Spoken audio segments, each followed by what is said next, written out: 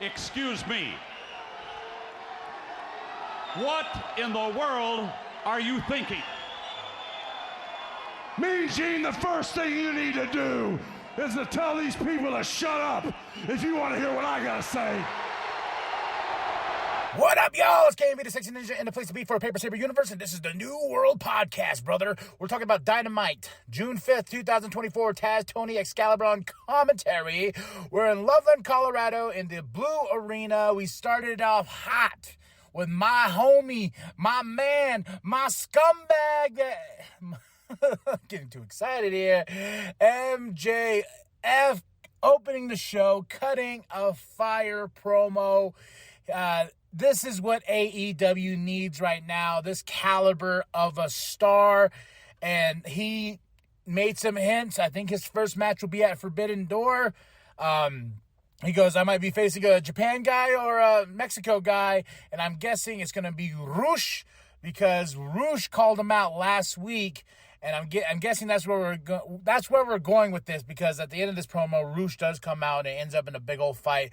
But MJF had a lot to say about Okada, how he doesn't look like he has a gym membership, about Swerve, and about Will Ospreay. So setting paths to different matches and different roads and different avenues and different stories, setting up like a mastermind he is with that microphone.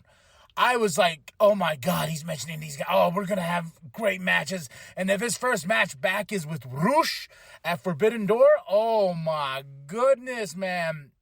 And Roosh comes out and he tells him like, hey, you know, I want my celebration. I want my flowers and this and that. You know, when you mess with the bull, you get the horns, cabron. And MJF goes right back at him, and it just ends up in a big fight. They have security out there, Christopher Daniels and everything like that. It just got me all wet and mushy wooshy. I was like, God, I need this match. And MJF is back, and I'm just a happy man. We get a Roderick Strong package. He has a big main event tonight with Swerve. Whose house? Swerve's house. First match of the night is the number one contendership for the International Championship. Next week, who will face Will Ospreay? Orange Cassidy versus Kyle O'Reilly versus Rey Fenix versus Jay Lethal. I was going for Jay Lethal on this one. I was like, let's go, Jay. Let's give Jay. And I started looking at action figures, and that's become like my new priority as of right now as a collector, is wrestling action figures. I collected here and there, you know, I've got a few, but man, lately I just have had this action wrestling figure bug to where I'm following Ringside Collectibles and Major Action Fig Podcast. You know, there's a bunch of stuff. I think I butchered the name. I'm sorry about that. But Matt Cardona's podcast. And, you know, I'm just like, I don't know why, but I'm just like, oh my God, look at this. And I'm following them on Twitter. So I've been looking at the Jay Lethal TNA figures on eBay and stuff. I was like, ooh, should I get it loose? Should I get it on the card? But that's been my newest obsession. But going into this match, I was going for Jay Lethal. I was like, I want to see Will Ospreay and Jay Lethal tear it up inside the ring next week. But, of course, Jay Lethal kind of just put to the side again, and it's not Will Ospreay. Who is going to face Will Ospreay? Rey Fenix. So that's like, okay, that's going to be a banger of a match next week. And this was a banger of a match, you know. All these four competitors just going balls to the wall. And then we get Trent and Don Callis come out. You know, they want to take out Orange. Then here comes Chris Statlander to get in the middle. And Chris Statlander slaps Orange Cassidy. And Stokely's talking on the mic. And here comes Willow for the save. I was like, All right. Orange Cassidy and Willow teaming up to take out the forces of Chris and Stokely. And then possibly Trent. You know, Chris Statlander has showed her true colors.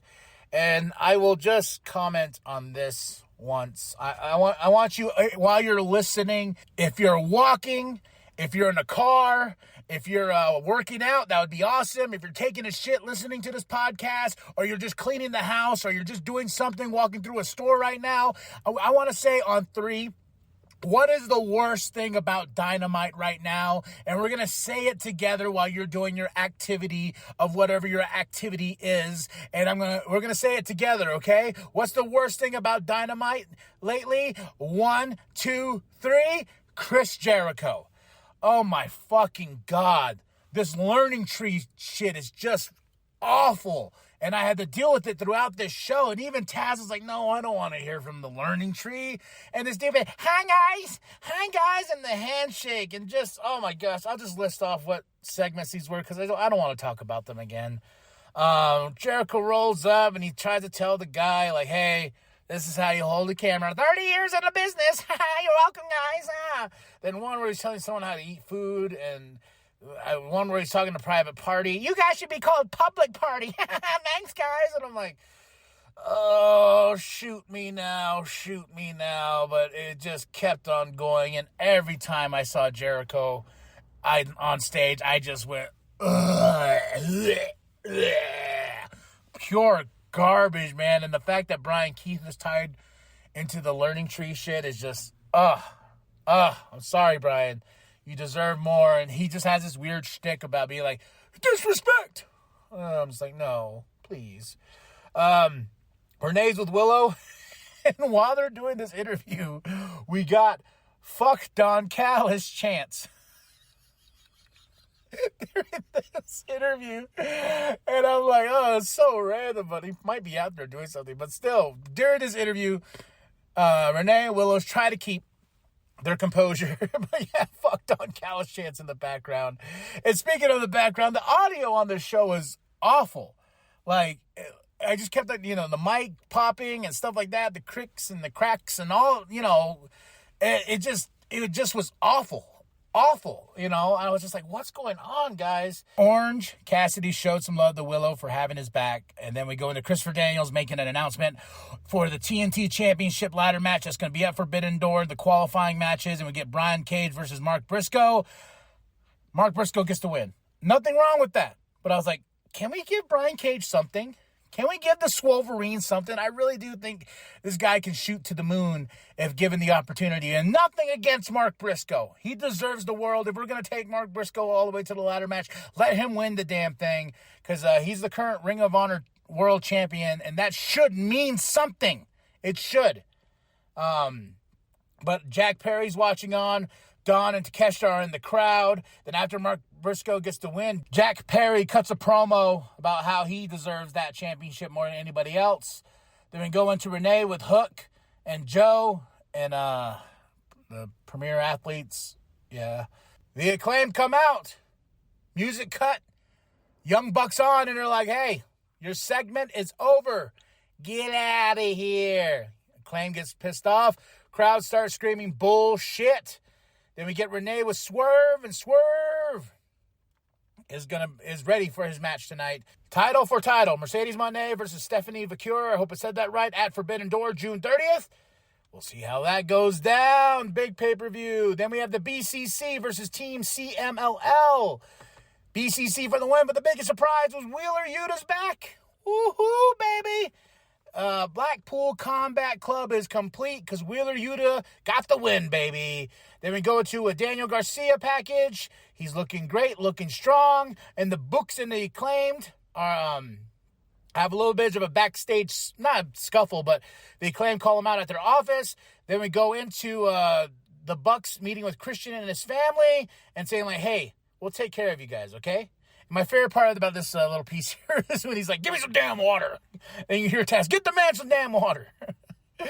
Mariah May versus Saraya. I was a little sad that Saraya got the win.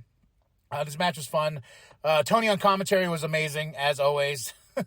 But afterwards, Saraya, Harley, they start beating down Tony and Mariah because here comes Mina. And, Mina and Mariah are a thing. They're homies, they're friends, and Tony's like, what are you doing? So it's like this back and forth scuffle. Mariah May tried to shut down the beef or whatever between the two. So we'll see how that goes there. But Tony and Mina are going to meet at Forbidden Door. I'm very excited about that match. Then we go into Bryan Danielson promo talking about him being happy that Wheeler Yuta's back. Him being like, you remember, he's like, this is my last year in wrestling. This is it. And this is the way I'm going to go out. The best fucking promotion ever. This is where the best wrestler, blah, blah, blah, blah, blah. Then he's like, well, All In, the Owen Hart tournament could win that championship, and I could be around a little bit longer, just saying. And so he made his intentions clear. He's joining this tournament, and maybe we'll get Bryan Danielson finally winning that AEW World Championship, and he can ride off into the sunset and have his amazing year of professional wrestling go down. I just wish Bryan Danielson nothing but the best, man. He is a legit workhorse, and that would be cool for him to get a moment like that. And he got a moment at WrestleMania, so 2 huge moments in his career would be fucking awesome. We go into our main event, AEW World Championship match, Swerve versus Roderick Strong, and this was Bombay banger-tastic, bruh. Them grills, though, in Swerve's mouth. And there's an awesome grandma in the crowd that is dancing. She was in the show, Swerve and Nana showed her some love. She's doing Swerve's dance and everything like that. But, man, Swerve got the win. Roderick Strong, I was like, no, man, Roddy is having some of the best work of his life right now. He looks great. He's a cardio machine. And this match was awesome, dude. I had a lot of fun, but like I said, a lot of it was the audio issues, and I was reading, too, Penta's contract's expiring here later on this year. WWE is interested in signing him, so will he go over to WWE? I don't know, but great way to start the show with MJF. Great way to end the show with Swerve and Roderick Strong, and that is my match of the night. And Dim Grills, though, looking all shiny in Swerve's mouth. I give this show an honest 5 out of 5. For this week. It got me excited. Love my AEW. But, man, Tony Khan, just get rid of chop down the fucking learning tree. Do us all a favor. That's it. That's all. Drop those comments below. Like and subscribe. Tell me what you thought of the show. Share with your grandma, share with your grandpa, share with the bum down at Walmart. Go to ProWrestlingTees.com/New World Podcast. Get yourself that sweet nWp logo created by Penta X. And remember that the New World Podcast is for life, brother. Walking around saying, "Oi, I'm the best in the world, bro."